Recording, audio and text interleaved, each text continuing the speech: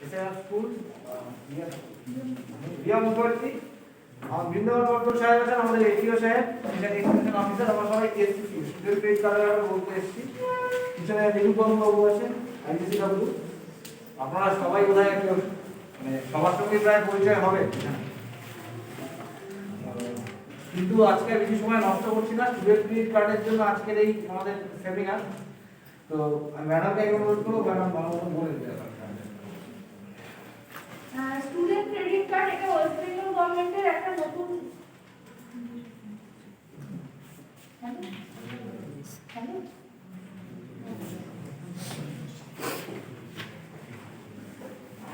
Student credit card সম্পর্কে তোমরা সবাই জানো তো? রেসপন্স করো। আচ্ছা, স্টুডেন্ট ক্রেডিট কার্ড একটা নতুন প্রোগ্রাম গভর্নমেন্টের। এখানে আমরা 10 লাখ টাকা পর্যন্ত লোন দেওয়া হচ্ছে, কিন্তু সবাই কি 10 লাখ টাকা পাবে সেরকমটা কিন্তু না। লোনটা কিসের জন্য? এডুকেশনের জন্য।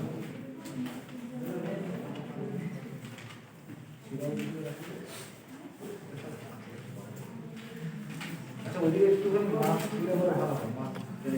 তোমাদের মাস্ক কেমন হতো? শেখর নিয়ে আসনি? আচ্ছা, রুমাল আছে, রুমালি বেঁধে নাও। মাস্ক হলে তো রুমাল বেঁধে রাখবে। পেন্সিল করো। আচ্ছা, যদি 10 লাখ টাকা মতো লোন পাওয়া যায়, তো সবাই 10 লাখ টাকা কিসের বেসিসে পাবে?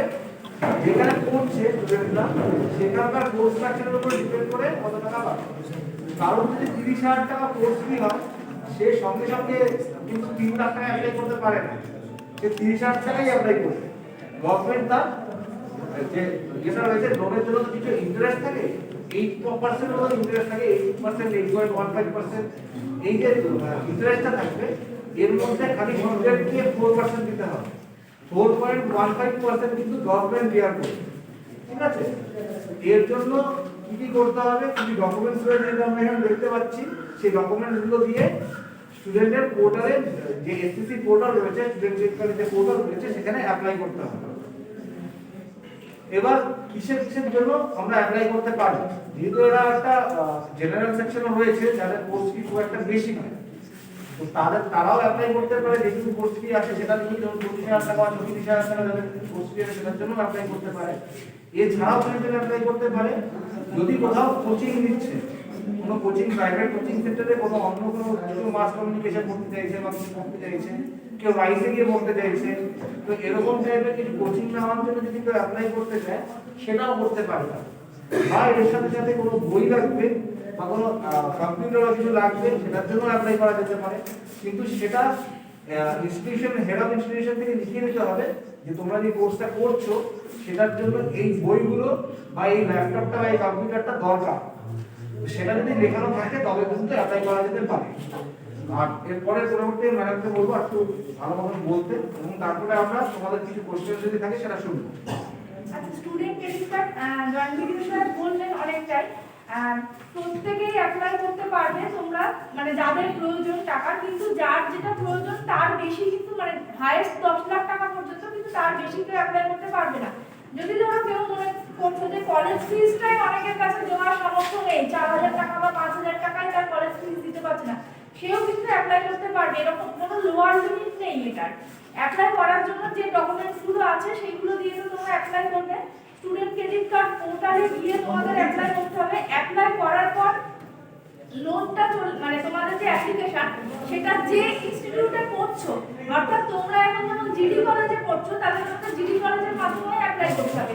এরপর যদি কেউ ডিগ্রি কোর্স করার পর হয়তো কেউ বিএড এ ভর্তি হতে চাও বা আদার্স কোনো টেকনিক্যাল কোর্সে মানে ভর্তি হতে চাও, বিবিএ, এমবিএ বা যা কিছু মানে তোমরা করতে চাও, তো সেই ইনস্টিটিউটের মাধ্যমে তোমাদেরকে অ্যাপ্লাই করতে হবে।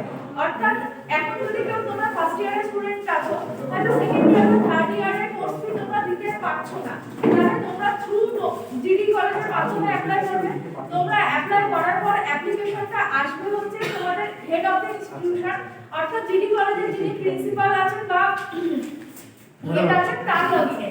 তিনি ভেরিফাই করবেন এটাকে যে এই স্টুডেন্টটা এই কলেজের স্টুডেন্ট কিনা, ভেরিফাই করবে এবং লোন অ্যামাউন্টটাও অবশ্যই চেক করে নেবেন আপনারা। কারণ একটা স্টুডেন্ট হয়তো জেনারেল ডিগ্রি কোর্সের জন্য 10 লক্ষ টাকা অ্যাপ্লাই করলো, অবশ্যই অ্যাপ্লিকেশনটা কিন্তু রিজেক্ট হয়ে যাবে, মানে সে কারণ আপনারাই চাইলে ওটা ওর লগইনে রিটার্ন করে দিতে কারেকশন করে আবার অ্যাপ্লাই করতে পারবে। তারপর এইচওআই যদি ওটা ফরওয়ার্ড করে তো এটা কনসার্ন ব্যাংকে চলে যাবে। এবার ব্যাংকের ক্ষেত্রে বলি, আমাদের এখনো পর্যন্ত 6টা মাত্র ব্যাংক এই স্টুডেন্ট ক্রেডিট কার্ডের লোন স্যাংশন করছে। 6টা ব্যাংক হচ্ছে Punjab national bank, UCO bank, Bangiya Gramin Vikash bank, Axis bank, HDFC bank, ICICI bank. এবার তোমরা যারা অ্যাপ্লাই করবে প্রত্যেকে নিয়ারেস্ট ব্যাংক থেকে অ্যাপ্লাই করবে। অর্থাৎ যদি কারো বাড়ি শেখপাড়া হয়, সে কিন্তু শেখপাড়া বঙ্গীয় গ্রামীণ বিকাশ ব্যাংকের মাধ্যমে অ্যাপ্লাই করবে। তার সে যদি রানীনগর বঙ্গীয় থেকে অ্যাপ্লাই করে, লোন কিন্তু ব্যাংক স্যাংশন করছে না। এগুলো ব্যাংকের নিজস্ব কিছু রুলস এন্ড রেগুলেশন আছে। বা এখানে যদি কেউ আদার ডিস্ট্রিক্টের থেকে থাকে, নদিয়া বা মালদা এরকম জেলারও কেউ পড়তে এসেছে হয়তো, তাকে কিন্তু মালদা বা নদিয়ার নিয়ারেস্ট ব্যাংক থেকে অ্যাপ্লাই করতে হবে, কারণ ওখানে একটা রেসিডেন্সিয়াল প্রুফ কিন্তু ব্যাংক চাইবে। আরেকটা বিষয়, লোনের ইন্টারেস্টের ব্যাপারটা তো বলে দেওয়া হলো। আরেকটা বিষয় হচ্ছে ব্যাংক অনেক সময় চাইছে যে, অনেক সময় বা সব ক্ষেত্রেই চাইছে asset and liabilities. Asset and liabilities চাইলে স্টুডেন্টরা হয়তো ভয় পেয়ে যাচ্ছে যে হয়তো ব্যাংক মর্টগেজ দিচ্ছে, কিন্তু এটা মর্টগেজ নয়। ব্যাংক অ্যাকচুয়ালি দেখতে চাইছে যে তার লোনটা যখন রিপে হবে তো সেই স্টুডেন্টের সামর্থ্য কতটা, যে যার হয়তো জমি জমা বাড়ি ঘর আছে তার রিপে করার চান্স বেশি, তো স্বাভাবিকভাবে তার লোনটাকে স্যাংশন করার দিকে ব্যাংকের ইন্টারেস্টও বেশি থাকবে। তো এই জন্যই অ্যাসেট এন্ড লায়াবিলিটিস একটা জেরক্স কপি ব্যাংক দেখতে চাইতে পারে। মুখটাকে ঢেকে দাও। তো এই গেল ব্যাংকের বিষয়গুলো। আর আদার্স তোমাদের যদি কোনো কোশ্চেন থাকে করতে পারো। আরেকটা বিষয় বলি, পাঞ্জাব ন্যাশনাল ব্যাংকের মাধ্যমে কেউ যদি করতে চাও, তো পাঞ্জাব ন্যাশনাল ব্যাংক একটা বিদ্যালক্ষী আইডি চাইছে। সেটা পাঞ্জাব ন্যাশনাল ব্যাংকের একটা রুলস এর মধ্যে পড়ে যে সেখানে মধ্যে বিদ্যালক্ষী পোর্টাল আইডি না থাকলে সেই স্টুডেন্ট অ্যাপ্লাই করতে পারবে না। তো বিদ্যালক্ষী পোর্টাল আইডি সমস্ত জায়গা থেকে করে দেওয়া হচ্ছে। আমাদের ব্লকে পঞ্চায়েতে যে বাংলা সহায়তা কেন্দ্রগুলো আছে সেখানে গেলে তোমরা ফ্রি অফ কস্টে পেয়ে যাবে বিদ্যালক্ষী পোর্টাল খোলার আইডি। এছাড়া আমাদের ভিডিও অফিসে আছে, আমার সাব ইন্সপেক্টর অফ স্কুল অফিসে সব জায়গায় বাংলা সহায়তা কেন্দ্র আছে, সেখানে গিয়ে তোমরা ফ্রি অফ কস্টে করতে পারবে। এছাড়া বাংলা সহায়তা কেন্দ্র নিয়ে বলি, আমাদের প্রত্যেকটা পঞ্চায়েতে এবং যেখানে যেখানে বাংলা সহায়তা কেন্দ্র আছে সেখানে গিয়ে তোমরা যে কোনো পরীক্ষার ফর্ম ফিল আপ করো বা আদার্স যে কোনো কাজ সরকারি কাজের জন্য গেলে সেগুলো পুরোপুরি ফ্রি অফ কস্টে করতে পারবে। এবার কারোর কিছু কোয়ারি থাকলে বলতে পারো। ম্যাডাম, আমি বলছি যে একটা কথা নিয়ে বললাম বিয়েটা যদি কলেজ থেকে চেক করা, তাহলে আমি ওই ক্রেডিট মাধ্যমে টাকা কাটালাম। এরপরে যদি কলেজ থেকে ক্লোজ করে একটা, তাহলে সেটা কিভাবে ট্রান্সফার করা হবে, মানে সেই কলেজ থেকে টাকা কাটা হবে সেই কলেজে। জিডি কলেজের জন্য তোমার যদি লোনটা স্যাংশন হয়, স্যাংশন হওয়ার পর একটা নিয়ম আছে যে মানে আমাদের লোনটা শোধ করার নিয়ম হচ্ছে যে যে কোর্স শেষ হলো, কোর্স শেষ হওয়ার 1 বছর পর থেকে 15 বছরের মধ্যে তোমাকে টাকাটা পেমেন্ট করতে হবে। আর যদি তার আগে চাকরি পেয়ে যাও কেউ, তাহলে চাকরি যেদিন পাবে তার 1 মাস পর থেকে লোনটা শোধ করতে হবে। তুমি এইখানে হয়তো গ্র্যাজুয়েশনটা কমপ্লিট করার পর কলকাতার একটা জায়গায় যখন ভর্তি হবে তখন কনসার্ন ব্যাংকের সঙ্গে, ব্যাংক তো তোমার চেঞ্জ হচ্ছে না কারণ তুমি বাড়ির নিয়ারেস্ট ব্যাংক করছো, তো ব্যাংকের সঙ্গে কথা বলতে হবে এবং ওখানে তখন এডিট করে ওটাকে অ্যামাউন্টটাকে বাড়ানো যাবে।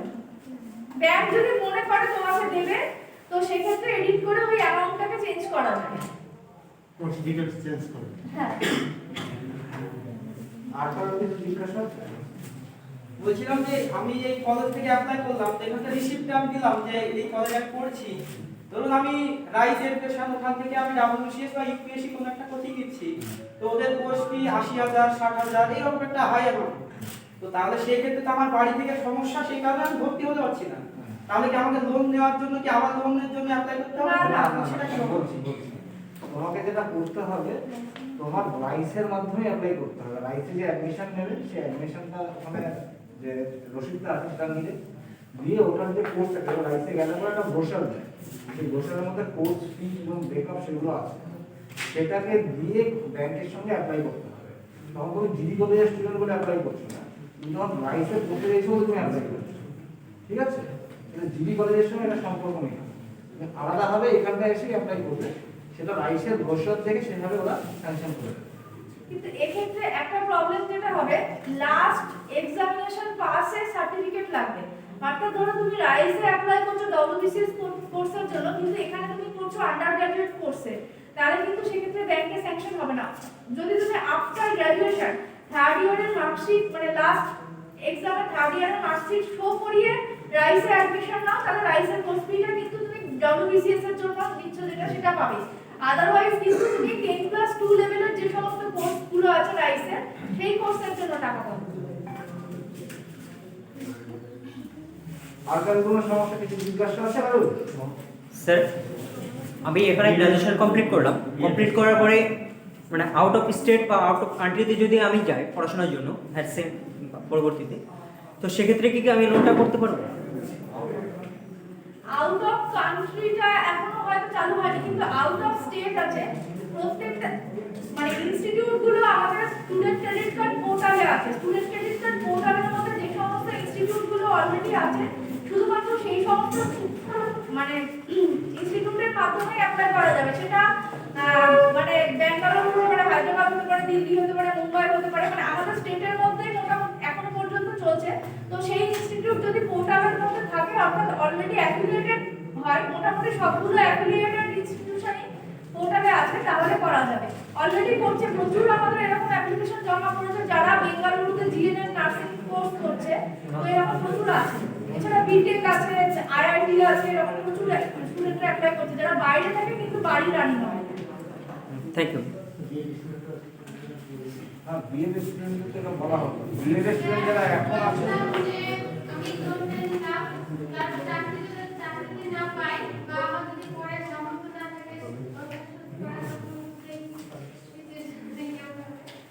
সেটা তখন ব্যাংক বুঝবে, ব্যাংকের মতন করে ব্যাংক যেভাবে লোন থাকে ইমপ্লিমেন্ট করা ব্যবস্থা করে সেরকম ভাবে শুনতে পেয়েছো? শুনতে পেয়েছো?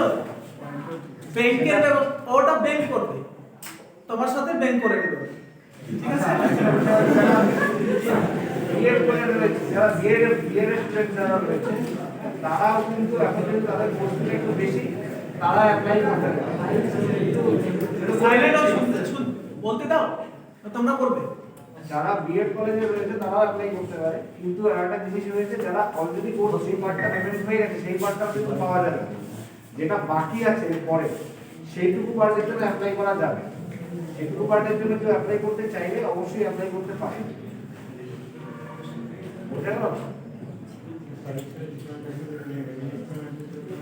হ্যাঁ, সেটা বলে দিলাম যে প্রাইভেট ইনস্টিটিউশন যে কোনো জায়গা থেকে অ্যাপ্লাই করতে পারে, যে কোনো কোচিং নিচ্ছে যে কোনো জায়গা থেকে অ্যাপ্লাই করতে পারে। আর বিএড এর ক্ষেত্রে আরেকটা প্রবলেম, আমরা কাজ করতে গিয়ে বিভিন্ন প্রবলেমগুলো দেখছি এবং সেখান থেকেই তোমাদের সাথে ডিসকাস করছি। সেটা হচ্ছে অনেক ইনস্টিটিউটে কোর্স ফি ব্রোশিওর অনুযায়ী হয়তো বেশি আছে, হয়তো 90,000 টাকা আছে, কিন্তু ইনস্টিটিউট নিচ্ছে কম, 70,000 টাকা নিচ্ছে। সেই ক্ষেত্রে কিন্তু তোমরা চাইলে ব্যাংকে কম টাকা অ্যাপ্লাই করেও কিন্তু স্যাংশন করানো যায়। এরকম নয় যে আমার 90 আছে বলে আমাকে 90 নিতে হবে, এরকম ব্যাপার না। বা ধরো 90 আছে, তুমি হয়তো নিজে থেকে 40 অ্যারেঞ্জ করতে পেরেছো, 50 প্রয়োজন, তো ব্যাংক থেকে কিন্তু চাইলে 50,000ও দেওয়া যেতে পারে। এরকম নয় যে যেটা আমার কোর্স ফি আমাকে ফুল সেটাই দিতে হবে।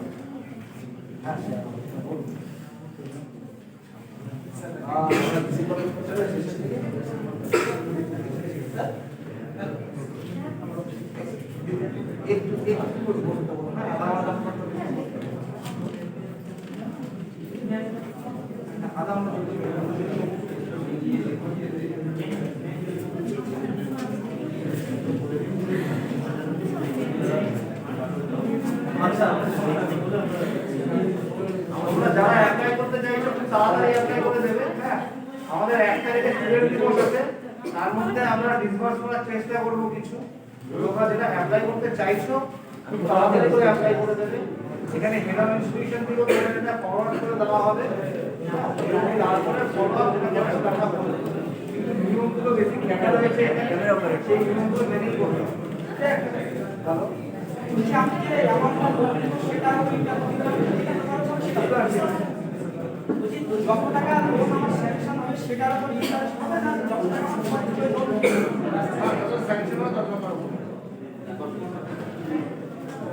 ঠিক আছে, তাহলে আমরা উঠছি আজকে।